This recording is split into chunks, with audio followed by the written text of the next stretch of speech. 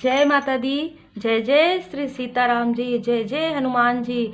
जय हो श्री ब्रह्म ज्ञान श्री कली हनुवाणी। हम आगे का जो अध्याय है वो प्रारंभ करते हैं। आगे आप अगर नए आए हैं सब्सक्राइब कर लीजिए और वीडियो में जाकर आप कंटिन्यू प्लेलिस्ट में देख लीजिए, लगातार आपको समझ में आ जाएगा। अब आगे हम बढ़ते हैं। परंतु मातंगों को माया कैसे नियंत्रित कर सकती थी?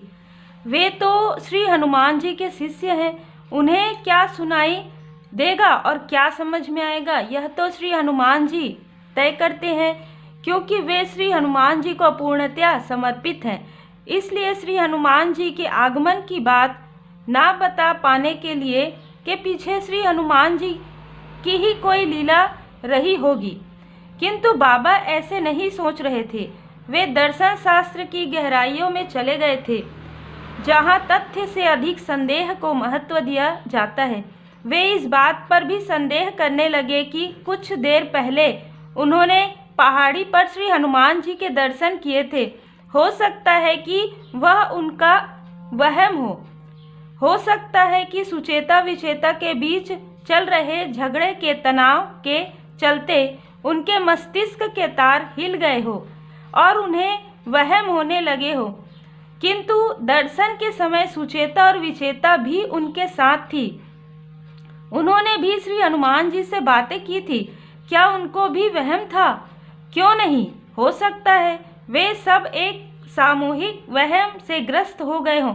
देखिए यहाँ पर फिर से बाबा को यहाँ पर थोड़ा सा क्या होता है कि इल्यूजन है ना, क्योंकि देखिए स्पिरिचुअल जर्नी में जब अवेकनिंग होता है तो बहुत सी ऐसी चीज़ें घटित होती है हम सब के लाइफ में।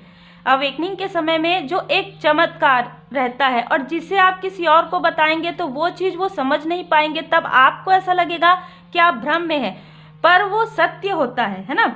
यदि वे श्री हनुमान जी के आने की बात माता को बता पाते तो कदाचित उन्हें इस बात में कुछ सच्चाई लगती, या वह भी वहम ही लगता।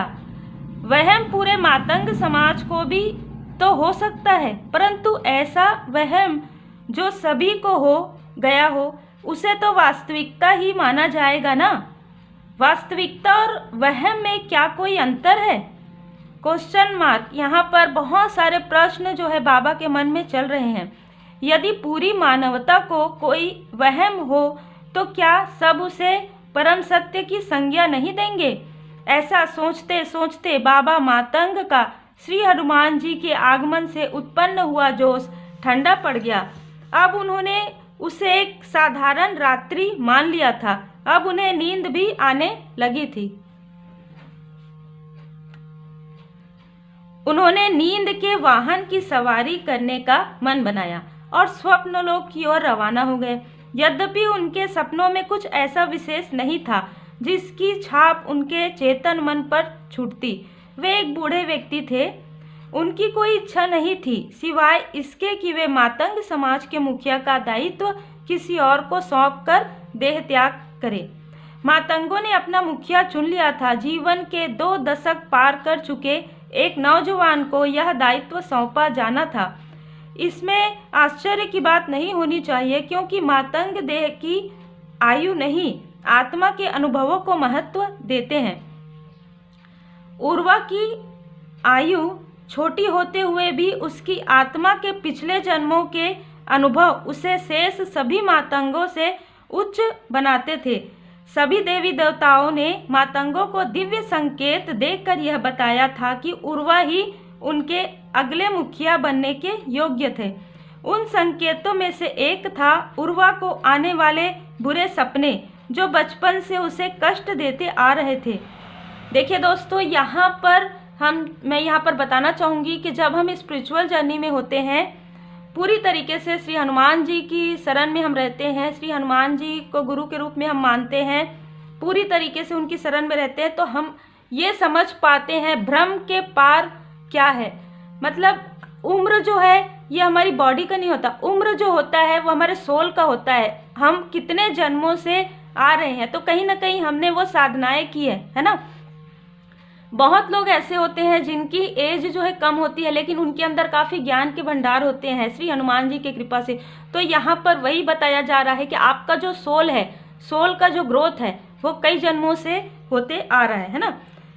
अब भी जब बाबा चैन की नींद सो रहे थे, उर्वा अपने बुरे सपने में फंसता जा रहा था। हम आगे देखेंगे। यह बुरा सपना जो उससे बार बार आता था एक जलपरी का था। अब दोस्तों यहाँ से अध्याय 2 जो है प्रारंभ हो रहा है। काफ़ी ज़्यादा मतलब एक भाव से सुनिए, क्योंकि मुझे ये बताने में ही इतना यहाँ पर डिवाइन फील हो रहा है। विशाल समुद्र के बीचों बीच एक ऊंची चट्टान थी, चारों ओर पानी ही पानी। पता नहीं वह चट्टान पर कैसे पहुंच गया था।